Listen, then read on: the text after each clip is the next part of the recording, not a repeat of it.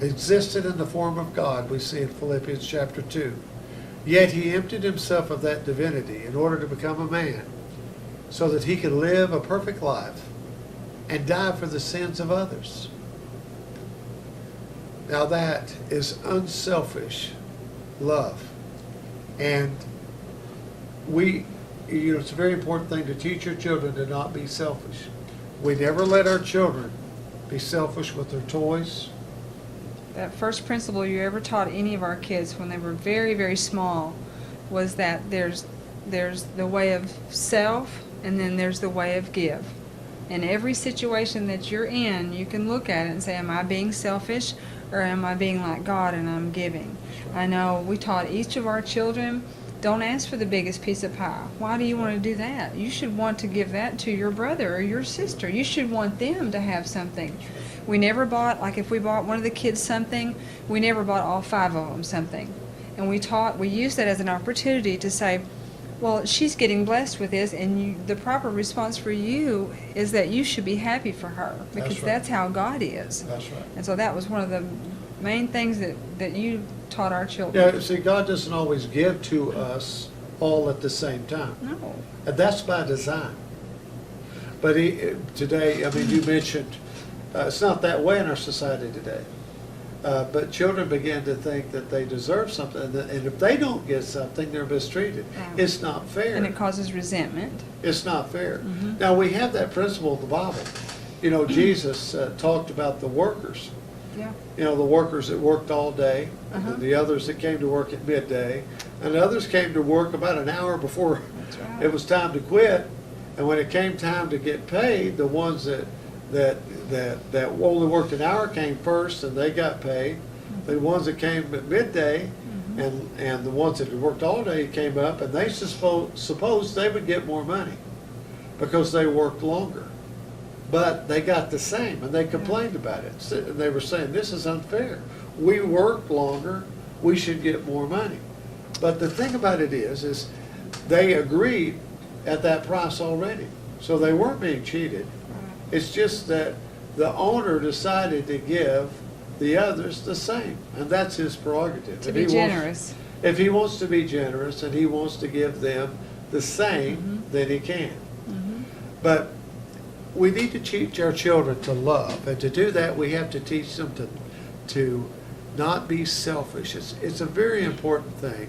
Most of the time, sin itself, the root of it is from being selfish. Selfishness. Yeah, and envious. Thinking of self. Even Lucifer, he coveted and he was envious of the power and the authority of God. He wanted the throne. He wanted what belonged to God. And he was the anointed cherub that covereth, according to Ezekiel chapter 28. He had the signet of God, which is the ring of power that God gave to him, much like Pharaoh gave to Joseph. So whatever he would bind, would be bound. So obviously God gave Lucifer the power to make judgments and the authority to seal those judgments with the signet of God. And yet that wasn't enough. Now apparently he was absolutely beautiful. There was no angelic being like him. Yet he was discontented. He had his eyes on what he did not have, and he coveted the throne.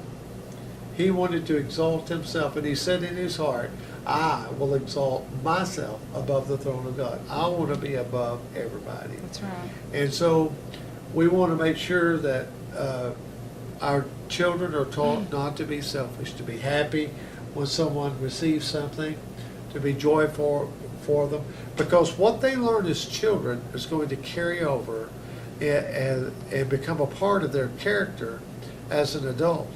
And it will actually fashion their life.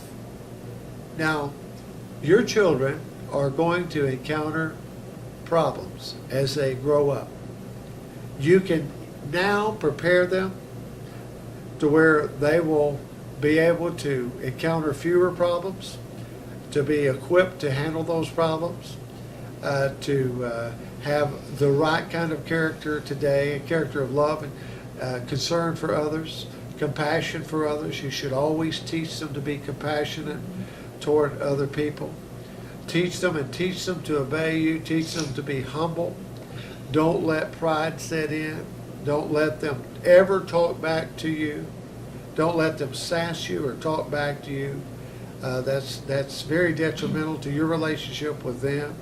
Always respect your children, though. Try to respect them and never discipline them out of anger. You know, when you say, Johnny, you can't go to your friend's house, that should be enough. You're not trying to punish Johnny. You know, you are managing his life until he comes of age to manage his life for himself. And you're teaching him to put his trust in a God-ordained authority to help manage his life. That will be transferred from you to God when he gets older. That's right. And past the age of accountability. And it's so much easier to teach them when they're little. Do you have any parting comments before we make our offers today? Well, just that, you know, our children breathe that air just like we do. Satan's the prince of the power of the air, and he injects that selfishness and that attitude over the whole world, and our children breathe that in too. So we have to push against that and make sure that we teach them God's way, because Satan's always there ready to make sure that he's got his end. So we need to work doubly. Now we want to make some offers to you today. We've reached the end of our program. We're so happy that you joined us today. Tell your friends about it. And if you'd like to see this program again, it will be at the Points of Truth website under the Crusade Now archives. If you go to our website on our main page, you'll see Crusade Now. If you just click on that, then it will take you to the Crusade Now page. Now, if you'd like your own DVD of this program, you can write us at Crusade Church, Post Office Box 102, Russellville, Arkansas, 72811. And this program is called Child Rearing, or Raising Godly Children. It's program number 5. So if you'd like to have a DVD of that, don't hesitate to write. We'll send it out to you free of charge. Now, if you didn't get that address, you can go to our website, pointsoftruth.com, and you can get our address there and write us. We'd like to also offer you this booklet today.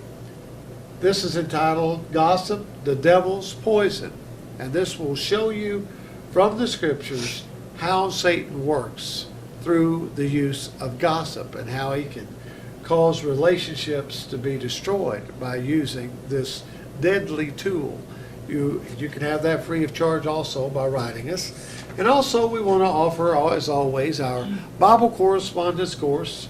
This is lesson number 4, entitled Who is Israel? Now you might think, well, what do you mean, who is Israel? I know who Israel is. That's the descendants of Abraham, Isaac, and Jacob. Well, we find that the scripture really talks about 2 Israels. There's a natural Israel, and there's a spiritual Israel, which includes Gentiles too. And by that, of course, we're talking about those born of the Spirit, the church of the living God. So you'll find this very interesting and enlightening. Who is Israel? So if you'd like to receive that, please write us at Post Office Box 102, Russellville, Arkansas, 72811. So I was happy to have